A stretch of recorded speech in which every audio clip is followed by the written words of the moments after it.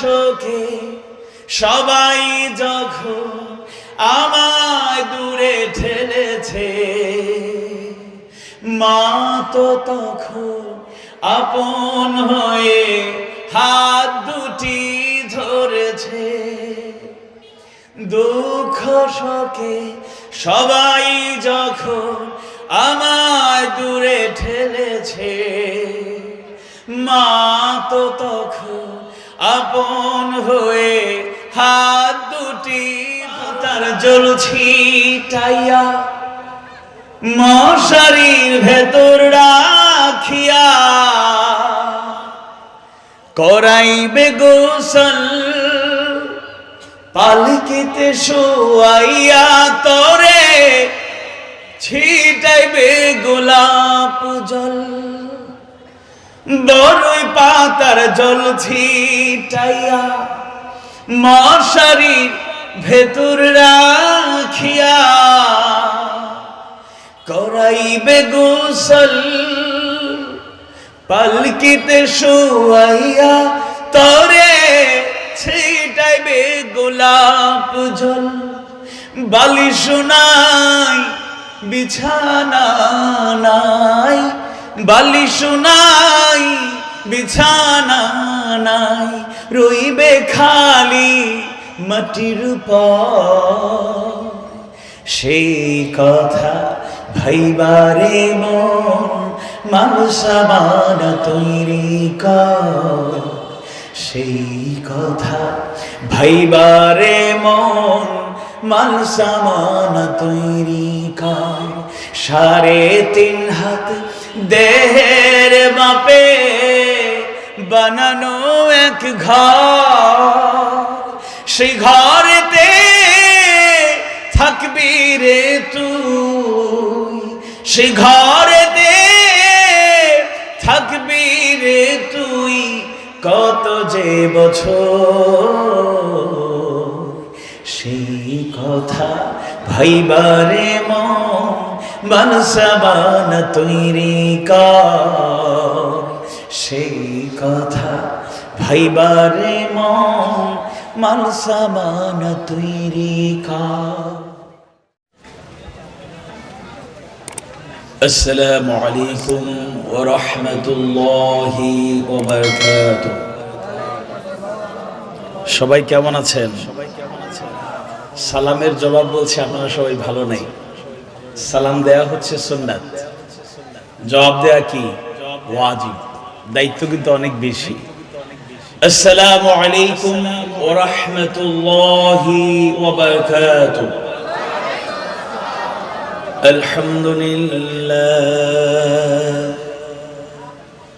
আলহামদুলিল্লাহ নাহমাদুহু ওয়া নাস্তাঈনুহু ونستغفره ونؤمن به ونتوكل عليه وأشهد أن لا إله إلا الله وحده لا شريك له وأشهد أن سيدنا سندنا حبيبنا ومولانا محمد. أعوذ بالله من الشيطان الرجيم. بسم الله الرحمن الرحيم. يا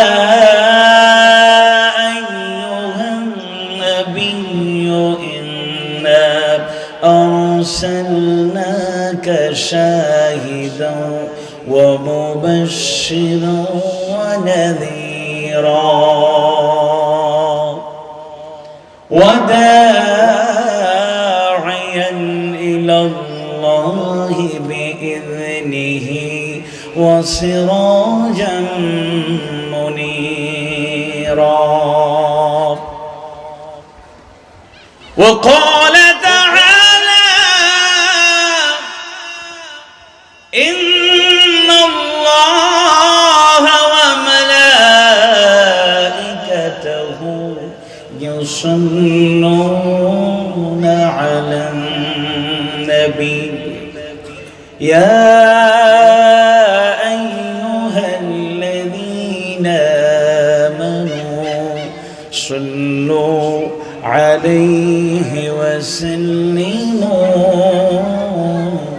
تسليما اللهم صل على محمد وعلى آل محمد كما صليت على إبراهيم وعلى آل إبراهيم إنك حميد مجيد اللهم بارك على محمد وعلى آل محمد كما باركت على إبراهيم وعلى آل إبراهيم إنك حميد مجيد لا إله إلا الله لا إله إلا الله سبحان الله والحمد لله سبحان الله والحمد لله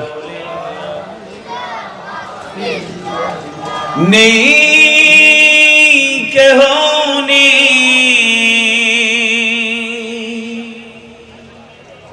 नेक होने अल्लाह छाड़ा ला इलाहा इल्लल्लाह ला इलाहा इल्लल्लाह ला इलाहा इल्लल्लाह لا إله إلا الله তোমার সৃষ্টি যদি হয় এত সুন্দর না জানি তাহলে তুমি কত সুন্দর কত সুন্দর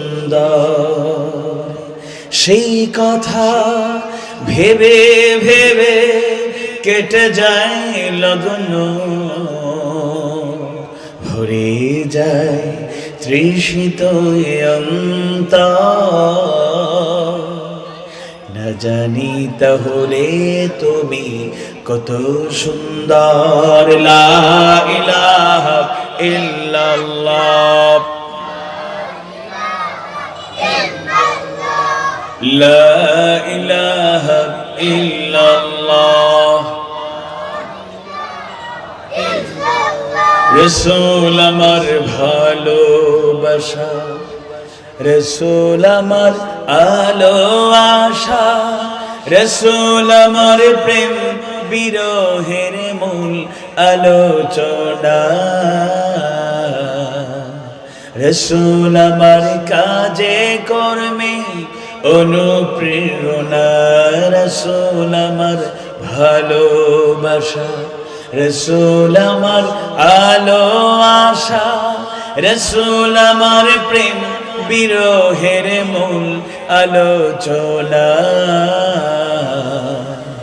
রসুল আমার কাজে কর্মে অনুপ্রেরণা লা ইলাহা ইল্লাল্লাহ لا إله إلا الله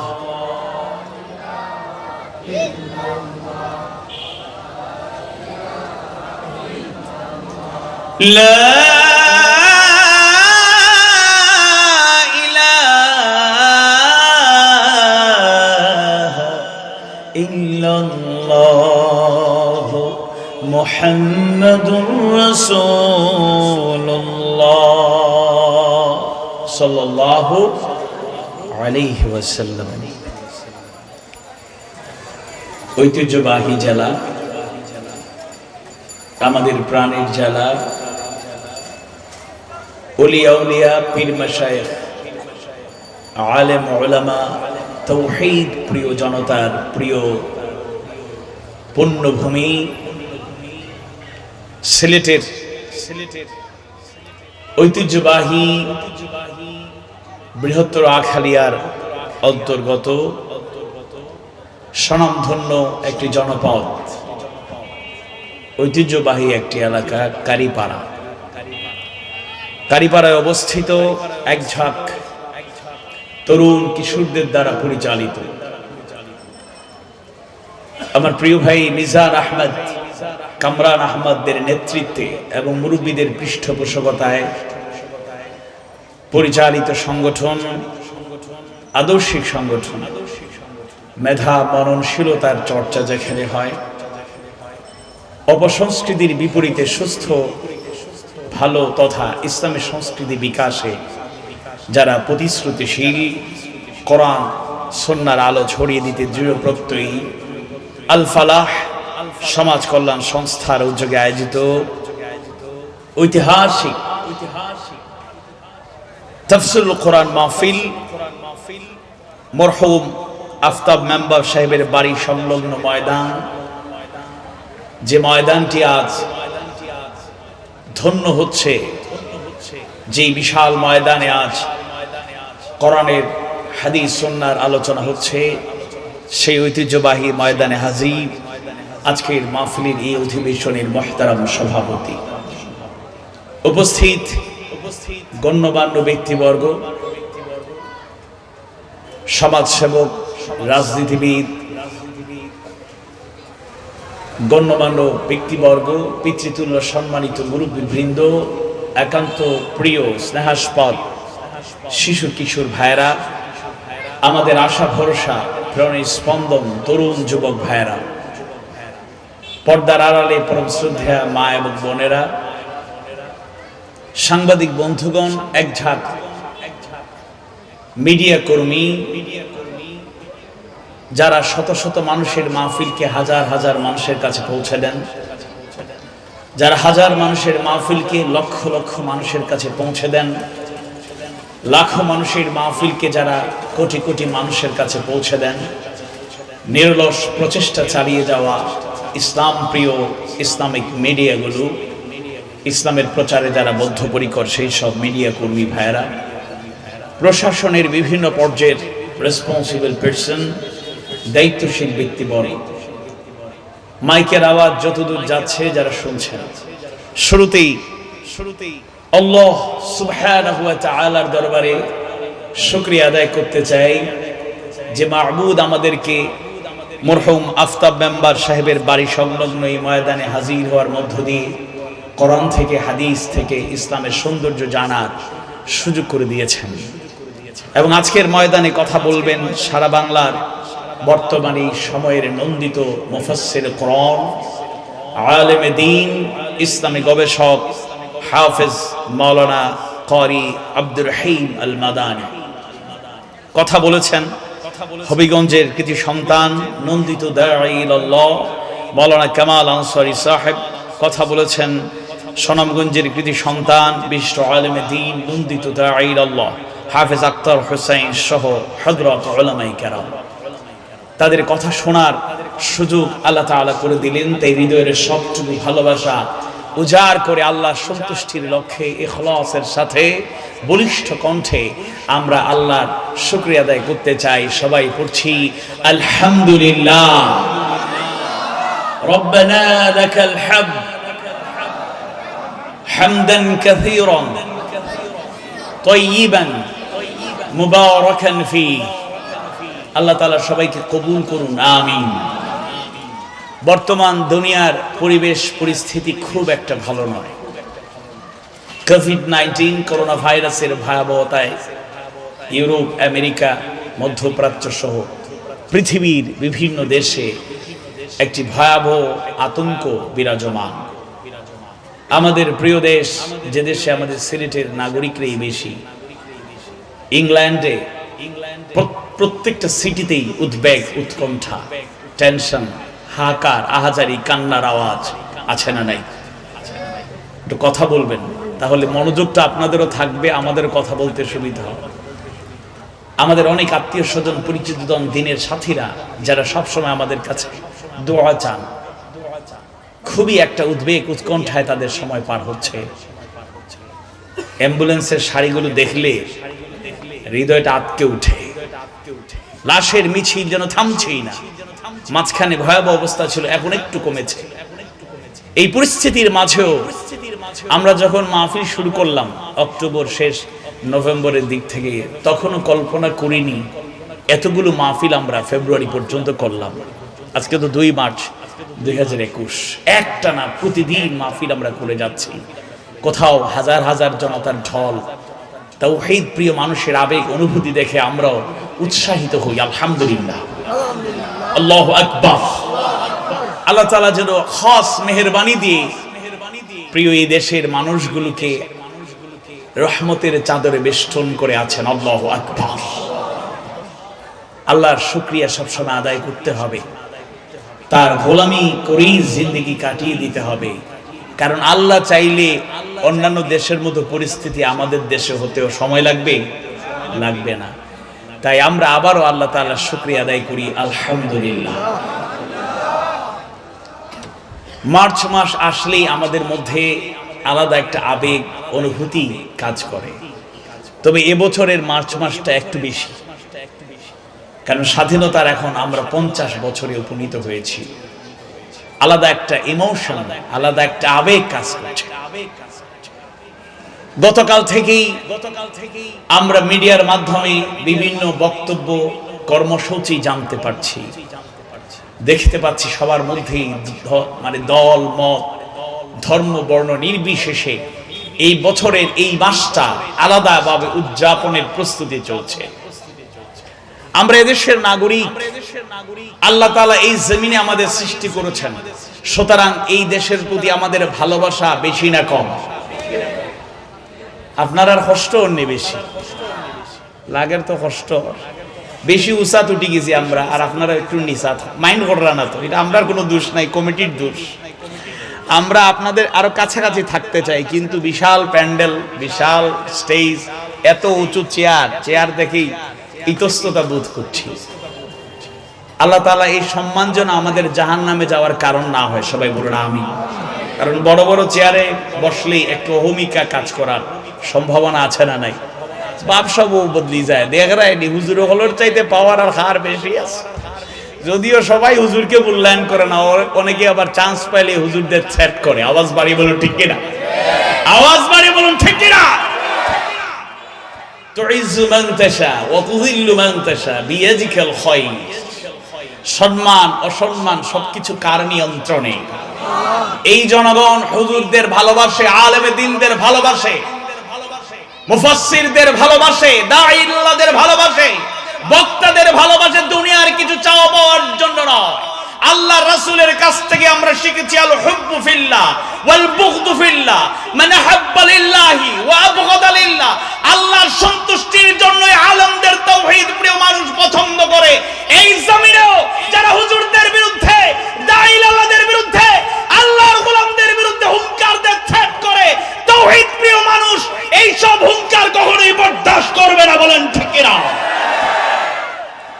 আমরা এদেশের নাগরিক, এদেশে আমাদের জন্ম। আল্লাহ তাআলা মায়া করে, মহব্বত করে, দয়া করে এই জমিনে প্রেরণ করেছেন। আমরা ইসলাম প্রিয় যারা, মুসলিম যারা, তাদের কাছে দেশের প্রতি দায়িত্ব বেশি না কম? আরে বেশি। আল্লাহ রাসূল তার জন্মভূমিকে ভালোবেসেছেন, সুবহানাল্লাহ। সাহাবায়ে কেরাম তাদের জন্মভূমির প্রতি টান ছিল নাকি ছিল না? তাহলে আমরা আল্লাহ রাসূলকে যদি উসওয়ায়ে হাসানা হিসেবে গ্রহণ করি, লাকাদ কানা লাকুম ফি রাসূলিল্লাহি উসওয়াতুন হাসানা, তোমাদের জন্য আল্লাহ রাসূলের জীবনই রয়েছে সর্বোত্তম আদর্শ। সূরা আল আহজাব 21 নম্বর আয়াতে কারিমা আল্লাহ সুবহানাহু ওয়া তাআলা জানিয়ে দিলেন। তাই আল্লাহ রাসূলের প্রত্যেকটা সুন্নতি আমাদের কাছে সুন্নত।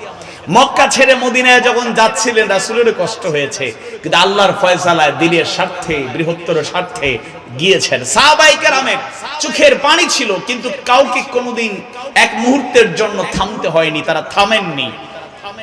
কেউ প্রিয়তমা স্ত্রী রেখে চলে গিয়েছেন, কেউ বাবা মাকে নিতে পারেন নাই, কেউ সন্তানকে নিতে পারেন নাই, কেউ অঢেল সম্পদ পেছনে ফেলে আল্লাহর ফয়সালায় রাসূলের নেতৃত্বে মক্কা ছেড়ে মদিনায় গিয়েছেন, হিজরত করেছেন, কিন্তু এই কষ্ট থেকে কখনোই আল্লাহর দ্বীনের পথ ছেড়ে দেন নাই। জোরে কোন আল্লাহু আকবার।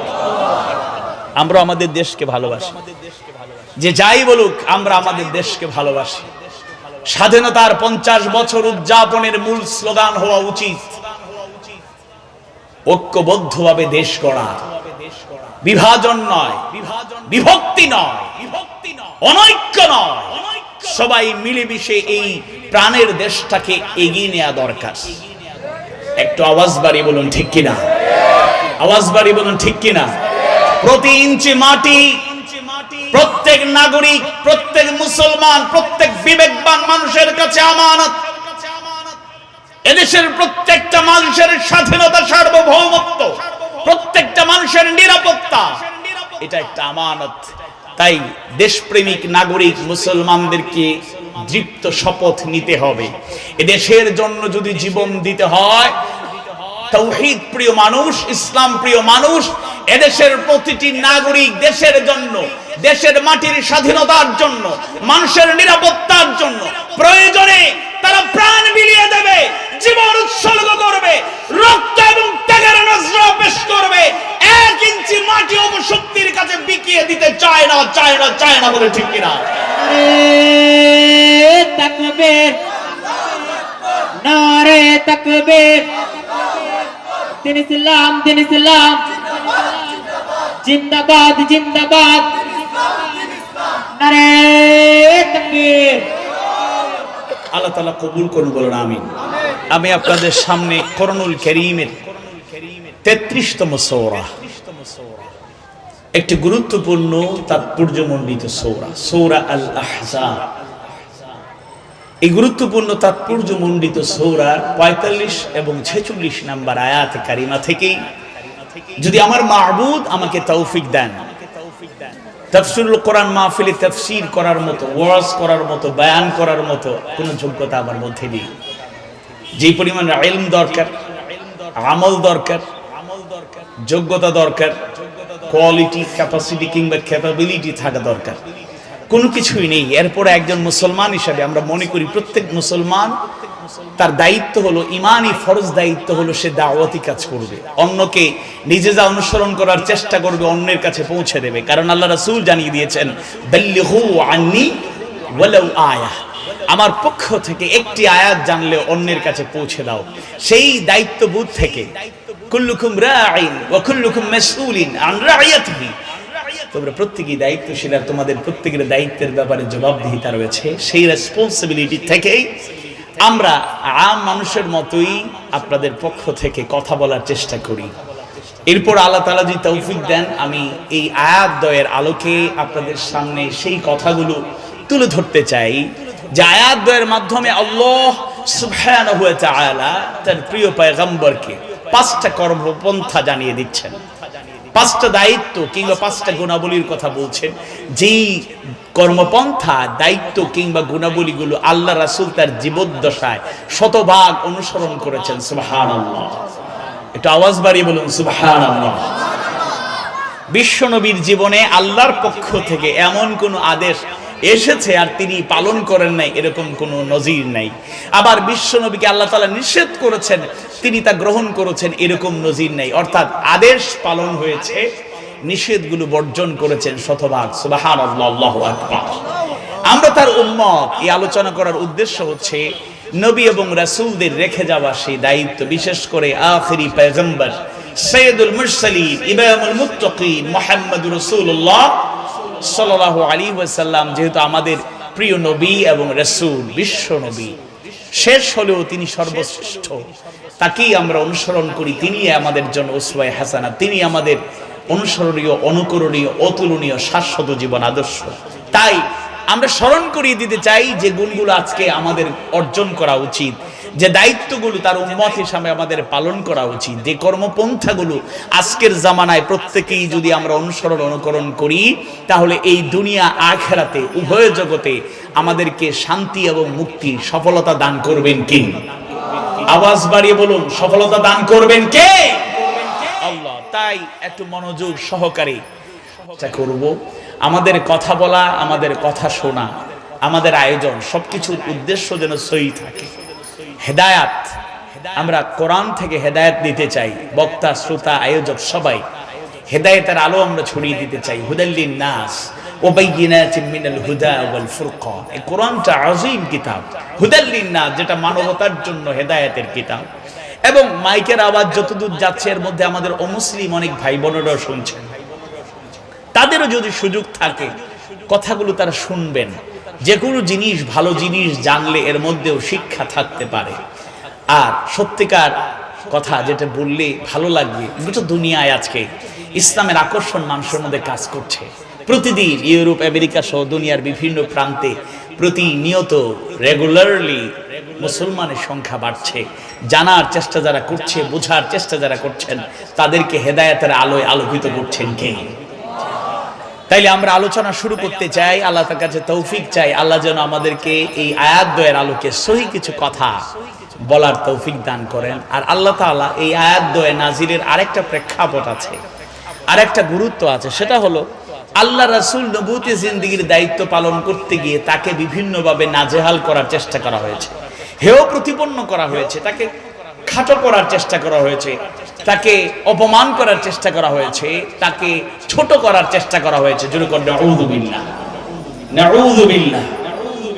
আর আল্লাহ তাআলা এই দায়িত্বগুলো, কর্মপন্থাগুলো, গুণাবলীগুলো জ্বালায়া দেওয়ার মাধ্যমে আল্লাহ রাসূলের মর্যাদা তিনি আরো বাড়ায়া দিলেন। আউযু বিল্লাহি মিনাশ শাইতানির রাজীম। বিসমিল্লাহির রাহমানির রহিম।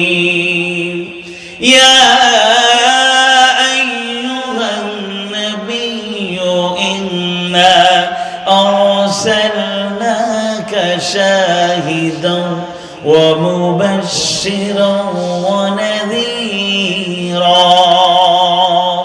ওয়া দা'iয়ান ইলাল্লাহি বিইذনিহি ওয়া সিরাজাম মুনীরা।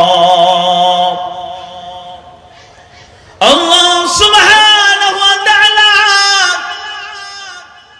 কোরআনুল কারীমের 33তম সূরা, অর্থপূর্ণ গুরুত্বপূর্ণ সূরা, সূরাল আহজাবের 45-46 নম্বর আয়াত কারিমায় তার প্রিয় নবীকে উদ্দেশ্য করে জানায়া দেন, ইয়া আইয়ুহান নবী,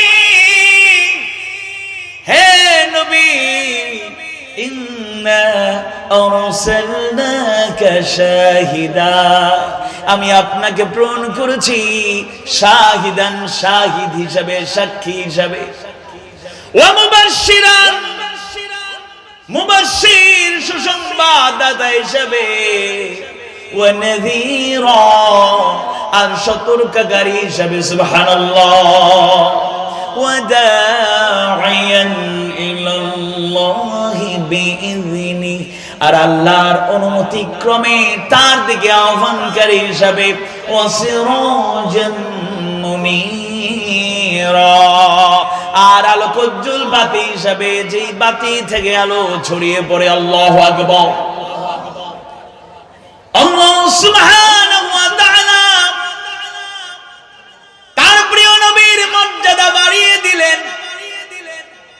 এমন 5টি কর্মপন্থা, এমন 5টি দায়িত্ব কিংবা গুণাবলীর কথা জানায়া দেন, যেগুলো বিশ্ব নবীর মর্যাদা দুনিয়া আখিরাতে উভয় জগতে বৃদ্ধি করেছে।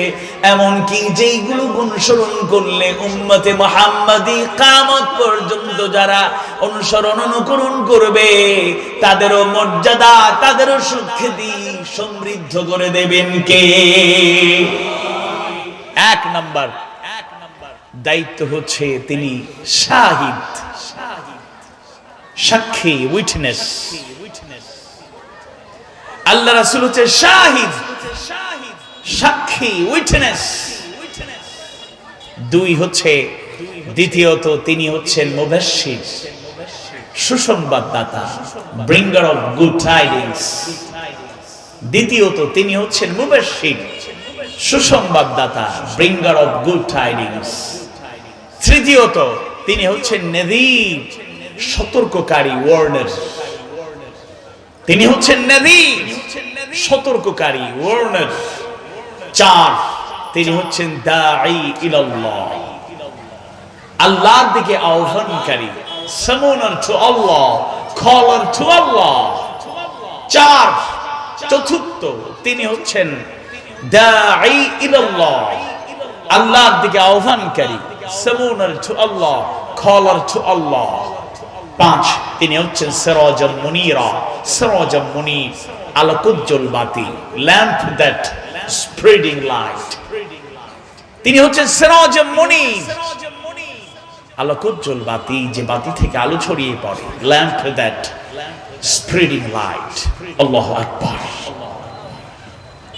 একটা একটা করে আমরা সেই কর্মপন্থাগুলো, দায়িত্ব এবং গুণাবলীর আলোচনা করব। আল্লাহ তাআলা আমাদেরকে মনোযোগ সহকারে শোনার, শ্রবণ করার এবং আমল করার তৌফিক দিন। সবাই পড়ুন আমিন। মাহফিলে আসার পরেই আমরা শয়তান থেকে পুরোপুরি মুক্ত নই। শয়তান থেকে পুরোপুরি মুক্ত নই, কারণ শয়তান চায় না আপনি কোরআন থেকে শিক্ষা গ্রহণ করুন। শয়তান চায় না হাদিস সুন্নাহ থেকে শিক্ষা গ্রহণ করুন। তার দায়িত্ব তখন হয়ে যায় কিভাবে মনোযোগটা ডাইভার্ট করা যায়। সে মনোযোগটা অন্যদিকে নিয়ে যেতে পারলেই সফল। আমাদের ডানে বামে সামনে পিছনে অনেক ভাইরা যারা স্বেচ্ছাসেবকের দায়িত্ব পালন করছেন, আবার অনেক ভাইরা স্বেচ্ছাসেবক না থাকলেও নিজেই স্বঘোষিত স্বেচ্ছাসেবক, অথবা পর্যবেক্ষণ করছেন, ভালো লাগলে বসবো নতুবা চলে যাব। মাহফিলের বিশাল প্যান্ডেল প্রায় পরিপূর্ণ, কিন্তু ফাঁকে ফাঁকে কিছু জায়গা এখন খালি আছে। যারা দাঁড়িয়ে আছেন, যদি মাহফিলে মজলিসে সুন্দর করে বসে যান, ফায়দা বেশি না কম? ফায়দা বেশি হবে না কম হবে? একটা আওয়াজ বাড়ি বলুন, বেশি হবে না কম হবে? হ্যাঁ, আমাদের কাঙ্ক্ষিত মেহমানের আকর্ষণটা থাকাটাই স্বাভাবিক। আমি তো আপনাদেরই সন্তান, আপনাদেরই ভাই।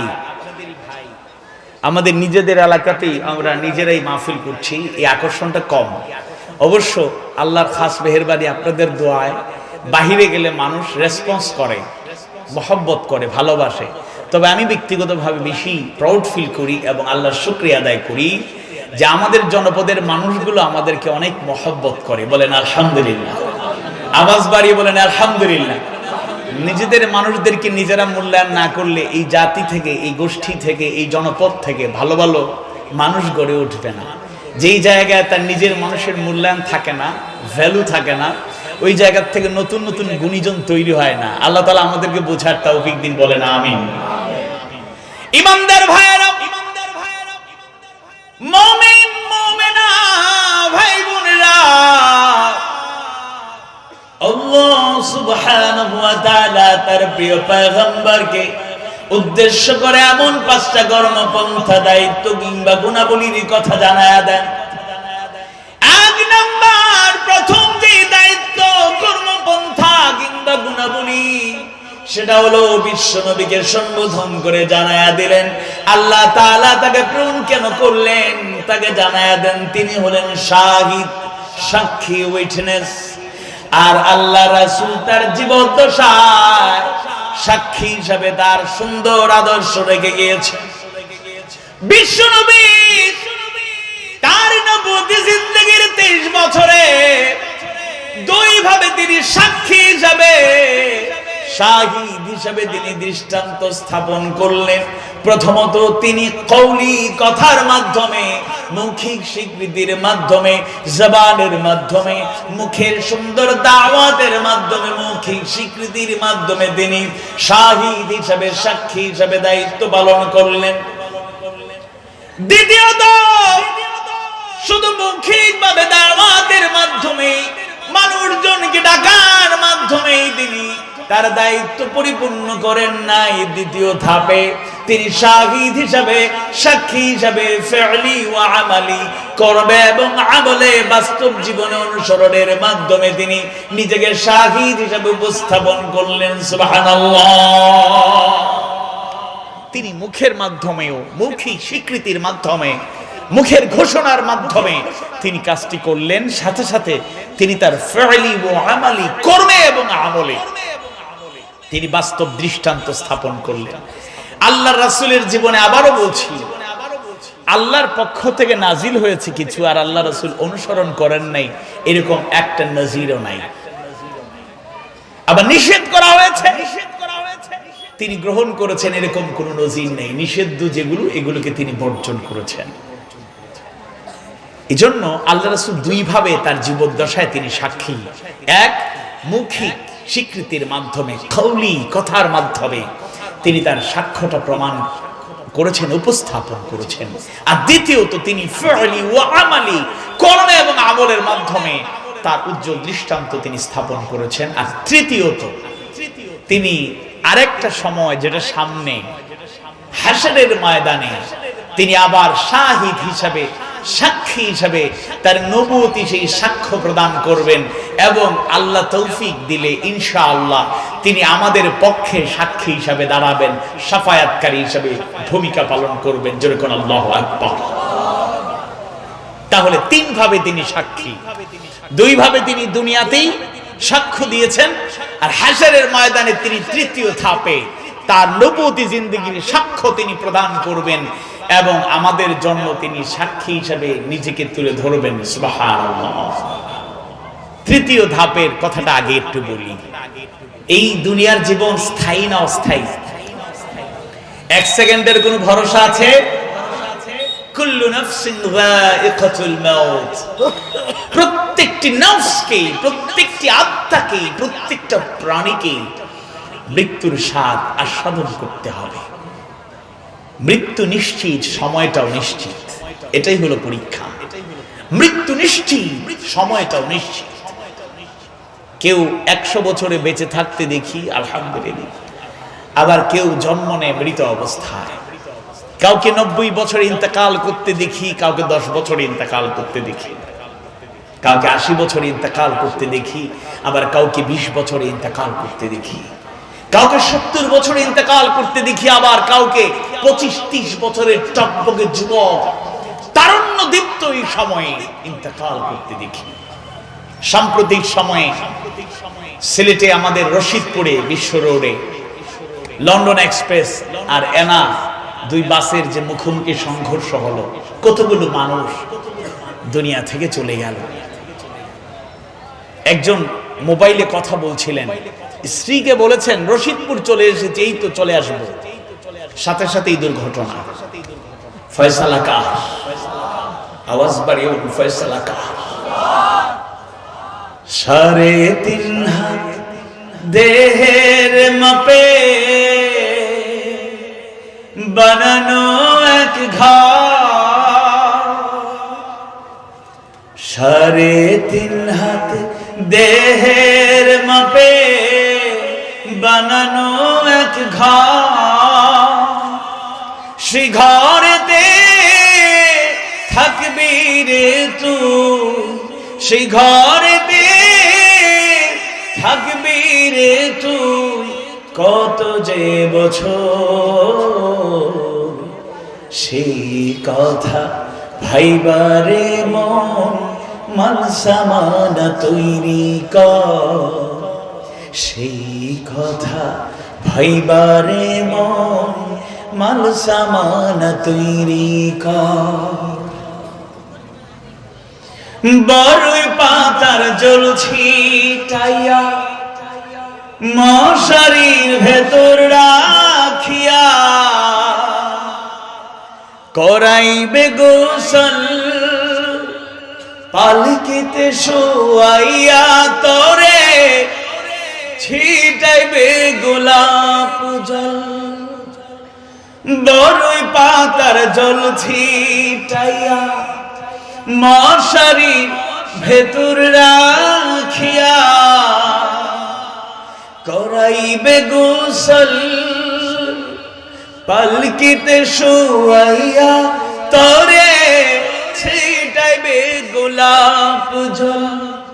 বালিশ নাই বিছানা নাই, বালিশ নাই বিছানা নাই, রইবে খালি মাটির উপর। সেই কথা ভাইবারে মন, মানুষ আমার তৈরি কর। সেই কথা ভাইবারে মন, মানুষ আমার তৈরি কর। 3.5 হাত দেহের মাপে বানানো এক ঘর, সেই ঘরেতে থাকবি রে তুই, সেই ঘরেতে থাকবি রে তুই কত যে বছর। সেই কথা ভাইবারে মন, বানসাবান তৈরি কর। সেই কথা ভাইবারে মন, বানসাবান তৈরি কর। الذي خلق الموت والحياة ليبلوكم أيكم أحسن عملا।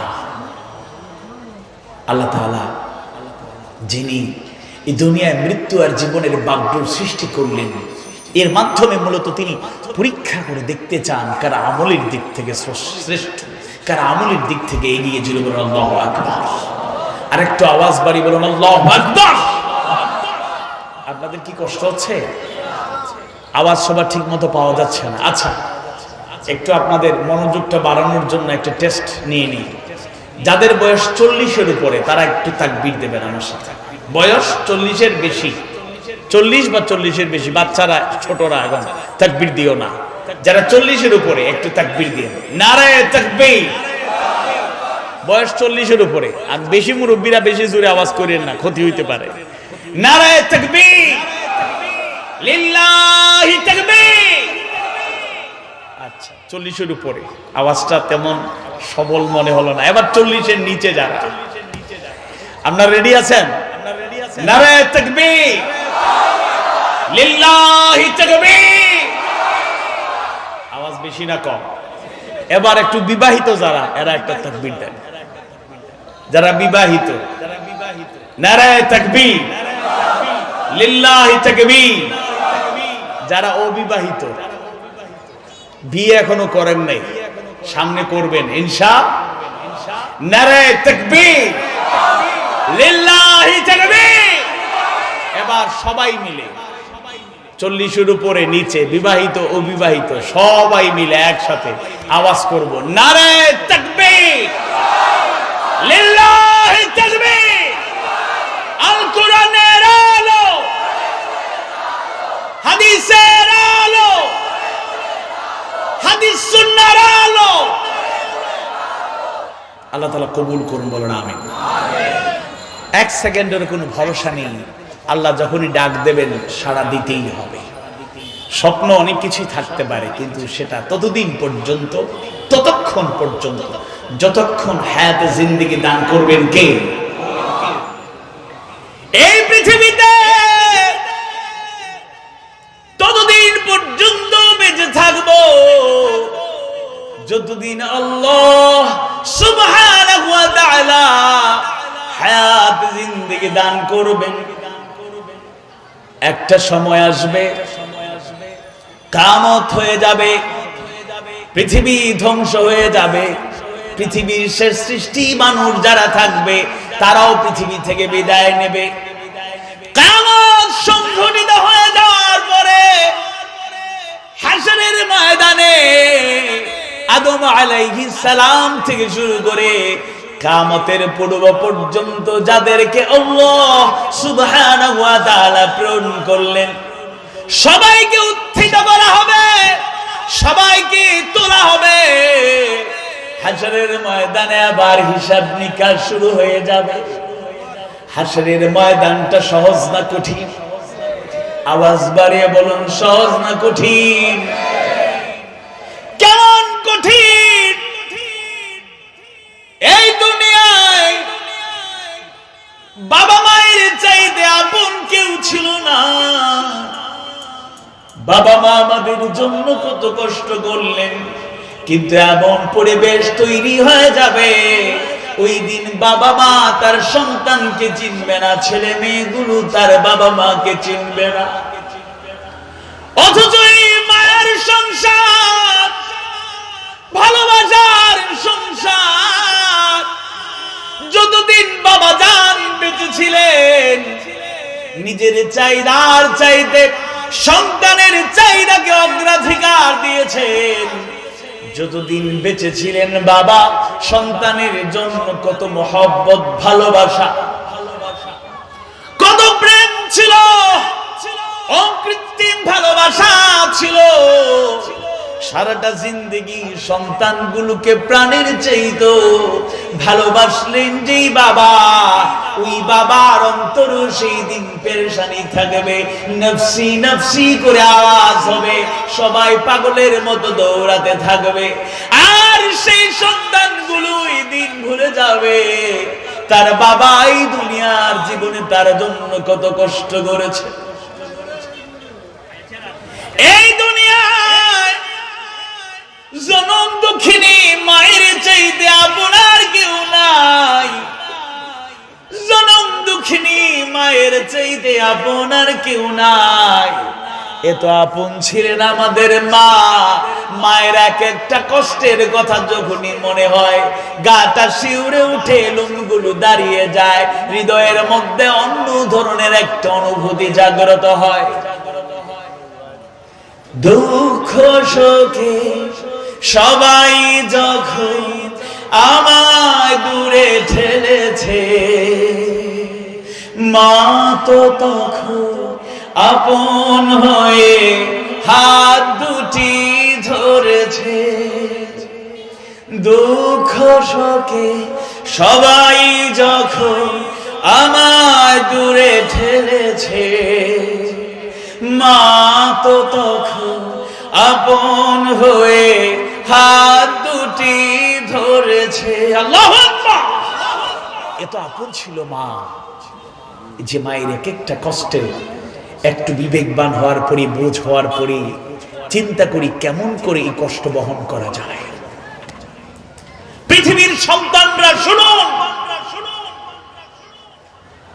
মাইকের আওয়াজ যতদূর যাচ্ছে একটু মনোযোগ দিয়ে কথাটা শুনুন। মায়ের একটা ঋণ, একটা যন্ত্রণা সহ্য করা, সবর করা, পৃথিবীর সবচেয়ে শক্তিশালী পুরুষটাকে যদি ডেকে আনা হয়,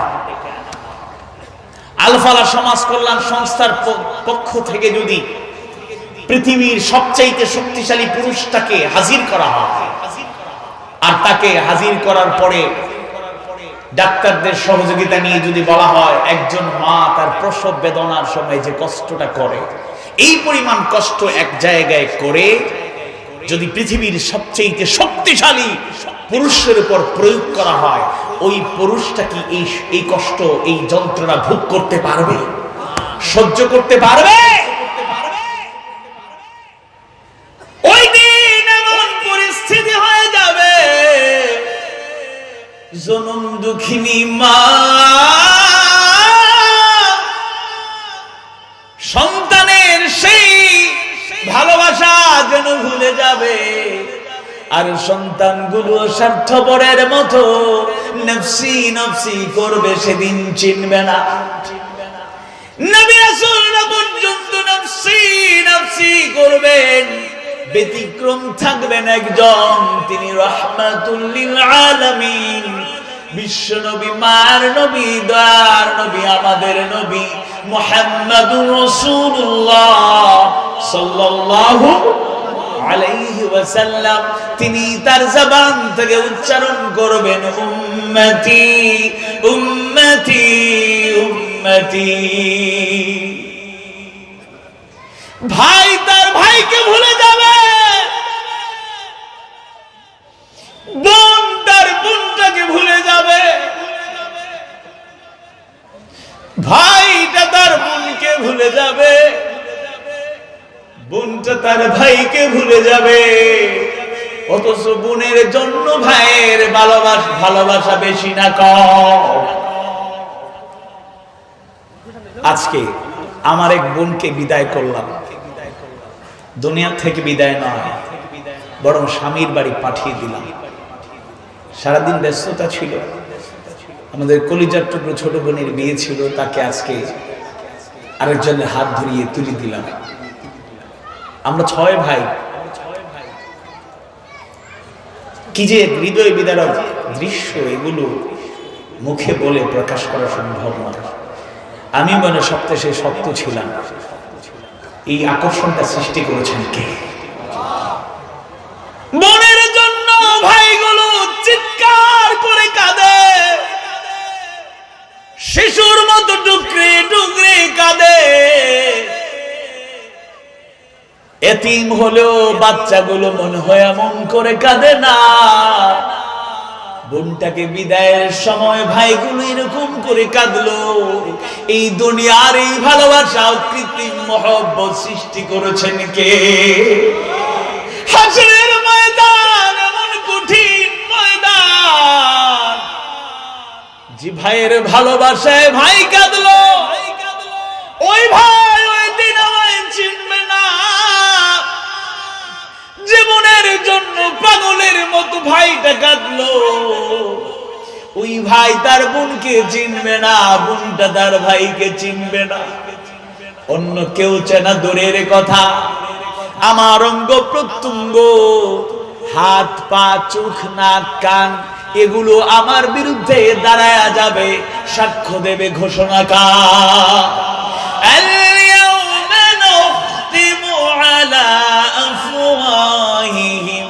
وتكلمنا أيديهم وتشهد أرجلهم بما كانوا يكسبون الله أكبر প্রিয় ভাইরা, এত বড়াই কেন? এত ক্ষমতার দাপট কেন?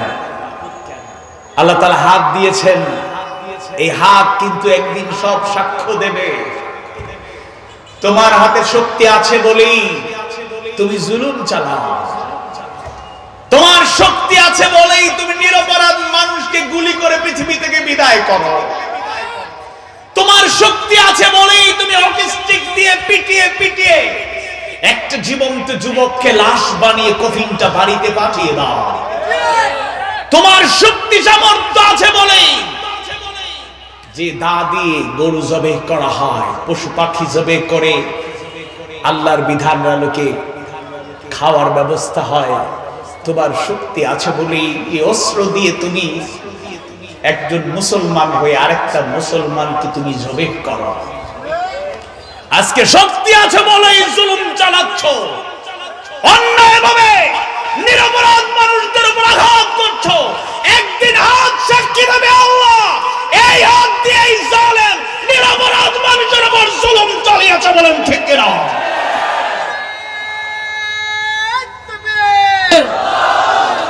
নারে তাকবীর! আল কোরআনের শত্রুরা, মুসলমানের শত্রুরা, নারে তাকবীর! আমার দেশে একটা সম্প্রীতি আছে না নাই? আলহামদুলিল্লাহ বলেন। আমরা হিন্দু, বৌদ্ধ, খ্রিস্টান, মুসলমান সবাই মিলেমিশে যেভাবে থাকি, অন্য কোন দেশে এরকম দৃষ্টান্ত দেখানো যাবে? আওয়াজ বাড়ি বলেন, দৃষ্টান্ত দেখানো যাবে? ছোট্টবেলা থেকে একটা ধর্মের মানুষের ব্যাপারে আমার খুব পজিটিভ ধারণা ছিল, এখনো আছে। আমার দেশের যারা বুদ্ধ, তাদের প্রতি এটা রেসপেক্ট, একটা আকর্ষণ বা তাদের ব্যবহার, বিহেভ খুবই ভালো লাগে। কিন্তু আমাদের পার্শ্ববর্তী একটা দেশ মিয়ানমার, বার্মার বুদ্ধিস্টদের সন্ত্রাসী কর্মকাণ্ড, টেররিস্ট হিসাবে তারা দুনিয়ার মানুষকে দেখিয়ে দিয়েছে। মুসলমানদেরকে কচু যেভাবে কাটে এরকম কেটেছে। বৃদ্ধদেরকে ছাড় দেয় নাই, বুড়ো বুড়ো মানুষগুলোকে ডেকে এনে সন্তানদের সামনে হত্যা করেছে। বাবা মায়ের সামনে মেয়েগুলোকে শুধু ধর্ষণ করে নাই, পাশবিক নির্যাতন চালিয়ে বিদায় করেছে পৃথিবী থেকে। এমনকি কুলের নিষ্পাপ মাসুম বাচ্চাদেরকে কেড়ে নিয়ে এসে অগ্নিকাণ্ডের অগ্নি সংযোগ করে আগুন ধরিয়ে দিয়ে আগুনের মধ্যে নিক্ষেপ করে ছাই করে দিয়েছে। একথা আমরা ভুলে যেতে পারি না, জোরে কোন ঠিক কিনা? গোটা পৃথিবী থেকে ধিক্কার এসেছে, এরপরে সন্ত্রাসীরা থামে নাই। আজকে সেই ক্ষমতাধর অং সান সু চি কোথায়? অং সান সু চি আজ কোথায়? জানি না কতদিন থাকবে। পলিটিক্যাল আভ্যন্তরীণ কোন ক্লেশের কারণে হয়তো আজকে সে বন্দী, আবার মুক্ত হয়ে যেতে পারে, আল্লাহু আলাম, আমরা জানি না, আল্লাহ তাআলাই ভালো জানেন। তবে সাময়িকভাবে এই জুলুমটার শিকার নিজে হওয়ার কারণে একবার পড়ি আলহামদুলিল্লাহ। আওয়াজ বাড়ি বলুন আলহামদুলিল্লাহ। কেউ কেউ আলহামদুলিল্লাহ বলেন নাই, কেন জানেন? বলবো হুজুর এত অমানবিক কেন, হুজুর এত পাষাণ হইলে কেমনে? একজন মানুষ বন্দী কয় আলহামদুলিল্লাহ। আর আমার লক্ষ লক্ষ উখিয়া টেকনাফে মোরলেস 10 লক্ষ মুমিন মুমিনা, যাদের অনেকের বাড়ি ছিল, অট্টালিকা ছিল, কোটি কোটি টাকার মিলিনিয়ার ভিলিনিয়ার তারা ছিল, আজকে রাস্তার ফকিরের মতো, মিসকিনের মতো, অসহায়ের মতো হাত পেতে ভিক্ষা করে আজ জীবন কাটায়।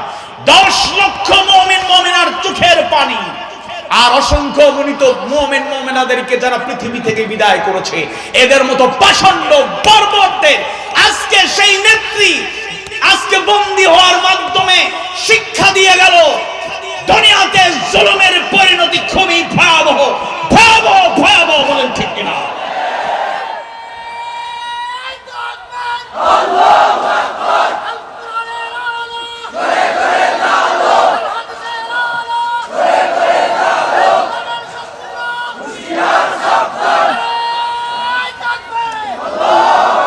আল্লাহ তাআলা ওই সীমা লঙ্ঘনকারীদেরকে হেদায়েত দান করুন, বলুন আমিন। আওয়াজ বাড়িয়ে বলুন আমিন। আমরা কারো অকল্যাণ চাই না, আদ-দীন ওয়ান নাসিহা, আমরা মানুষের কল্যাণ কামনা করি, এটাই শিখিয়েছে আমাদের ইসলাম। ইদফা বিল্লাতী হিয়া আহসান, আমরা বন্দের জবাব ভালো দিয়ে দিই, এটাই শিখিয়েছে আমাদের কোরআন, আল্লাহর বিধান। আওয়াজ বাড়িয়ে বলুন ঠিক কিনা? তাই আমাদের গালি দিলে আমরা গালি দেই না, তাদের জন্য দোয়া করি। আমাদেরকে কটাক্ষ করলে আমরা কটাক্ষ করি না, তাদের জন্য দোয়া করি। আমাদের হিংসা করলে আমরা হিংসা করি না, আমরা তার উদারভাবে তাকে বরণ করে নিতে চাই। যেরকম সুবহানাল্লাহ। ইমানদার ভাইরা,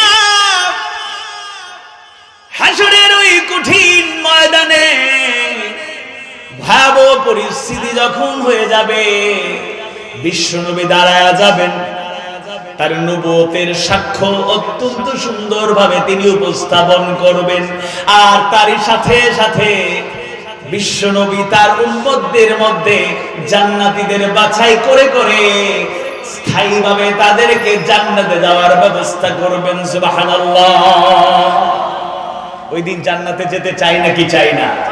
কারা কারা জান্নাতুল ফিরদৌস চাই? হাত উঁচু করে আল্লাহকে দেখান। নারায়ে তাকবীর, লিল্লাহি তাকবীর, আল কোরআনের আলো। আল্লাহ তাআলা কবুল করুন, বলুন আমিন। জান্নাতীদেরকে আল্লাহ সুবহানাহু ওয়া তাআলা বাছাই করে নেবেন, তবে হিসেব নিকেশ পুঙ্খানুপুঙ্খ হবে, ছাড় দেয়া হবে না। ফামিয়া'মাল মিসকালা যাররাতিন খায়রান ইয়ারাহ ওয়া মাইয়া'মাল মিসকালা যাররাতিন শাররান ইয়ারাহ। আওয়াজ বাড়িয়ে বলুন আল্লাহু আকবার। ক্ষুদ্রাতি ক্ষুদ্র, ক্ষুদ্রাতি ক্ষুদ্র, এক সময় বলা হতো জাররা মানে হলো কি? সরিষার দানা পরিমাণ। এখন মাইক্রোস্কোপ আবিষ্কার হওয়ার কারণে বর্তমান যুগের স্কলাররা বলছেন এটা সরিষার দানা থেকেও ছোট, অর্থাৎ চোখে দেখা যায় না, চশমা লাগিয়েও দেখা যায় না, মাইক্রোস্কোপ দিয়ে খুঁজে পাওয়া যায় এমন পরিমাণ জিনিসের সমপরিমাণ ভালো কাজ করলেও সেদিন দেখা যাবে। আবার সেই পরিমাণ মন্দ কাজ করলেও তা প্রকাশিত হয়ে যাবে। বাঁচার কোন উপায়? বাঁচার উপায় একটাই, ইন্নাল আবরার লাফি নাঈম ওয়া ইন্নাল ফুজ্জার লাফি জাহিম। যারা পুণ্য কাজ করে, আমলে সালেহ করে, আল্লাহর গোলামি করে, রাসূলের সুন্নাহ অনুসরণ করে দুনিয়ার জীবন কাটাবে, তাদের জন্য জান্নাতের ঘোষণা দিয়েছেন কে? আওয়াজ বাড়িয়ে বলুন, জান্নাতের ফয়সালা জানিয়ে দিয়েছেন কে? আর যারা উল্টো করবে, যারা ফুজ্জার, পাপিষ্ট, সীমা লঙ্ঘনকারী, তাদের জন্য জাহান্নাম। সুতরাং আল্লাহ রাসূলের ওই সাক্ষ্যে নবুয়তের সাক্ষ্য উপস্থাপিত হবে। আবার আমরাও সেই উম্মতদের কাতারে শামিল হতে যাই, যেন আল্লাহ রাসূল আমাদের পক্ষে আমরা সেই পরিমাণ আমল করে যাব যেন তিনি শাফায়াত করে আমাদেরকে জান্নাতে নিয়ে যান। সবাই বলুন আমিন। বিশ্বনবী প্রথমত তৃতীয় সাক্ষীর কথা বললাম। প্রথম আর দ্বিতীয় সাক্ষী, প্রথমত তিনি কওলি কথার মাধ্যমে, মৌখিক স্বীকৃতির মাধ্যমে, জবানের মাধ্যমে সুন্দরভাবে আল্লাহর পক্ষ থেকে যা নাযিল হয়েছে সুন্দরভাবে সেই জনপদের কাছে পৌঁছায়া দিলেন। ইলমুল ওয়াহির বাণী যখন ধারাবাহিকতা পেয়ে গেল, প্রথম সেই বাণীর কথা কারো জানা নয়। সূরা আলাকের প্রথম 5টি আয়াত কারিমার মাধ্যমে ইলমুল ওয়াহির যাত্রা শুরু হলো। বিসমিল্লাহির রহমানির রহিম। ইকরা বিসমি রাব্বিকাল্লাযী খলাক খলাকাল ইনসানা মিন আলাক। ইকরা ওয়া রাব্বুকাল আকরাম الذي علم بالقلم علم الإنسان ما لم يعلم। الله أكبر। হেদায়েতের বাণী, ইলমুল ওয়াহির সেই বাণী ধারাবাহিকভাবে আল্লাহ নবীর কাছে আসতে থাকলো, আর তিনি তা ধারাবাহিকভাবে ওই উম্মতদের মধ্যে, জনগণের মাঝে সেটা পৌঁছে দিলেন। যদিও সেই দায়িত্ব পালন করতে গিয়ে 3টা ধাপে তিনি করেছেন। প্রথমত গোপনে 3টা বছর, প্রকাশ্যে দাওয়াতের ঘোষণা আসে নাই। আল্লাহর ফয়সালাতে গোপনে 3টা বছর দাওয়াতে কাজ করলেন। দ্বিতীয়ত ঘোষণা যখন প্রকাশ্যে দাওয়াতের আসলো, এরপরে হিজরতের আগ পর্যন্ত 10টা বছর। যদিও ওই সময়ে প্রতিকূলতা ছিল নাকি ছিল না, প্রচন্ড বাধা ছিল, প্রতিকূলতা ছিল। ওই দাওয়াত যারা কবুল করলো, অনেককে শাহাদাতের পেয়ালা পান করতে হয়েছে, রক্ত দিতে হয়েছে। এমনকি আল্লাহ রাসূল সহ সাহাবারা 3টা বছর শিবে আবু তালিবে বন্দী ছিলেন। জোরে কোন নাউযু বিল্লাহ। এরপরে হিজরতের পরে আরো 10টা বছর, ইন্তেকালের পূর্ব পর্যন্ত আল্লাহ রাসূল সেটার ধারাবাহিকতা রক্ষা করলেন। আবার বিশ্বনবীর দ্বিতীয় সাক্ষ্যটা মৌখিকভাবে শুধু নয়, ফি'লি ওয়া আমালি, কাজে এবং কর্মের মাধ্যমে। আমরা যারা সহজে জান্নাতে চলে যেতে চাই তাদেরকে একটু স্মরণ করায় দিতে চাই। আল্লাহ রাসূলের জিন্দেগি যদি আমার উসওয়ায়ে হাসানা হয়, তাহলে আল্লাহ রাসূলের জিন্দেগিটা ভালো করে জানতে হবে। সিরাত গ্রন্থ, অনেক বিশুদ্ধ গ্রন্থগুলো আছে, বাংলা ভাষায় সহজভাবে অনেক গ্রন্থ রাসূলের জীবনী আছে, পড়বেন, পরিষ্কার ধারণা হয়ে যাবে, ক্লিয়ার কনসেপ্ট আমাদের মধ্যে গ্রো করবে, বুঝতে কোনো সমস্যা থাকবে না যে আসলে আল্লাহ রাসূলের জিন্দেগিটা কেমন। মিষ্টি জাতীয় খাবার খাওয়া সুন্নত, এটাকে তালাশ করলেই শুধু চলবে না, বরং আল্লাহ রাসূলের ধাপে ধাপে তার জীবনের নবুয়তি জিন্দেগির ধাপে ধাপে কতগুলো প্রতিকূলতা মোকাবেলা করতে হয়েছে সেগুলো ভুলে গেলে চলবে? আওয়াজ বাড়ি বলে ভুলে গেলে চলবে?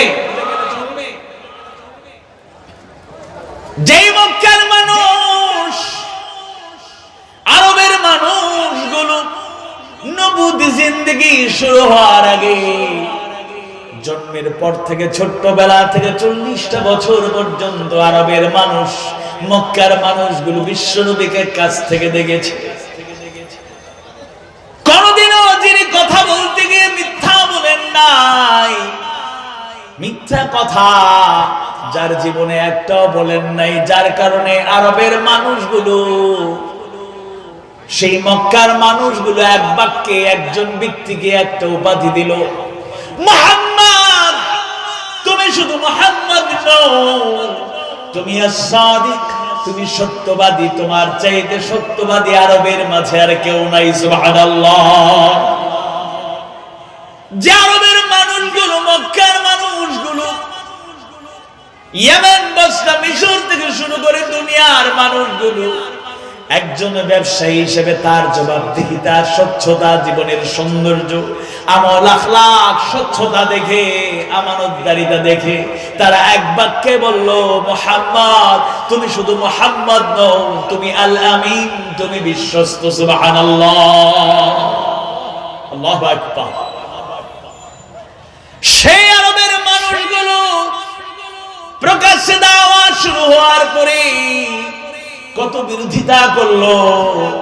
বিশ্বনবী সালাত আদায় করতে গিয়ে সিজদায় গিয়েছেন, সিজদারত অবস্থায় ওই কাফের মুশরিকগুলো পাষণ্ডের মতো কত নির্মম আচরণ করলো। উটের নারী ভুঁড়ি সহ ভারী বস্তু রাসূলের ঘাড়ের মধ্যে এমন ভাবে চাপিয়ে দিত, বিশ্বনবীর শ্বাস প্রশ্বাস বন্ধ হয়ে ইন্তেকালের উপক্রম হয়ে গিয়েছিল। যেরকম নাউযুবিল্লাহ। তায়েফের ময়দানে বিশ্বনবী তার দুনিয়াবি কোনো স্বার্থের কথা বলতে যান নাই। বিশ্বনবী দুনিয়ার কোনো ক্ষমতা পাওয়ার জন্য যান নাই, কোনো জাগতিক কোনো কিছু চাওয়া পাওয়া তার ছিল না। একটাই দাওয়াত ছিল,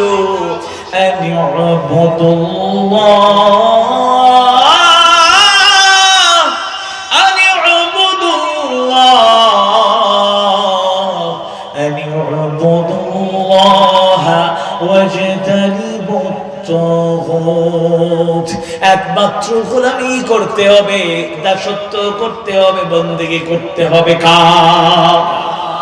তাগুত ছেড়ে দিয়া যত কিছুর পূজা উপাসনা চলছিল সব কিছু ছেড়ে দিয়া এক আল্লাহর গোলামির দিকে ডাকার অপরাধে, যদি এটা অপরাধ নয় তার দায়িত্ব ছিল, সেই তায়েফের নেতারা এমন আপত্তিকর আচরণ করলো। কিশোর যুবকগুলোকে ডাকলো, তায়েফের কিশোর যুবকগুলো কোথায়, তোমরা এক হও, জড়ো হও। মুহাম্মদ বাপদাদা 14 গোষ্ঠীর জীবন আদর্শ থেকে সরাতে চায়, ধর্মীয় বিশ্বাস পরিবর্তনের নির্দেশনা নিয়ে এসেছে। এভাবে তাকে বিদায় দেয়া যায় না, পাথরের আঘাত করে দুনিয়া থেকে বিদায় করে দাও। বলেন নাউযুবিল্লাহ। নেতাদের নির্দেশের আলোকে চতুর্দিক থেকে কিশোর যুবকগুলো ঘেরাও করে ফেললো, পাথরের আঘাত শুরু হলো। বৃষ্টির মতো পাথরের আঘাত বিশ্বনবীর পবিত্র দেহখানায় আঘাত করলো। মাথা থেকে পা পর্যন্ত শরীরের বিভিন্ন অংশে আঘাত লাগলো, রক্ত ফিনকি দিয়ে ছুটছিল। বিশ্বনবী রওনা হবেন ফেরার জন্য, এক কদম অগ্রসর হলেন, বিশ্বনবী জমিনে পড়ে গেলেন। দ্বিতীয় কদম অগ্রসর করলেন, আবার অজ্ঞান হয়ে জমিনে পড়ে গেলেন। তৃতীয় কদম আবারও চেষ্টা করলেন, বিশ্বনবী রক্তাক্ত আহত, ক্ষতবিক্ষত তার দেহ জমিনের মধ্যে পড়ে গেলেন। ফেরেশতারা আল্লাহর কাছে ফরিয়াদ করলেন, আল্লাহ ইয়া রাব্বাল আলামিন, অনুমতি দেন, অনুমতি দেন। ওই তায়েফের পাষণ্ডগুলো আপনার প্রিয় হাবিবের সাথে যে আচরণ করলো, অনুমতি দেন, দুইটা পাহাড়ের চাপা দিয়া তায়েফবাসীরে জনমের মতো বিদায় করে দেব।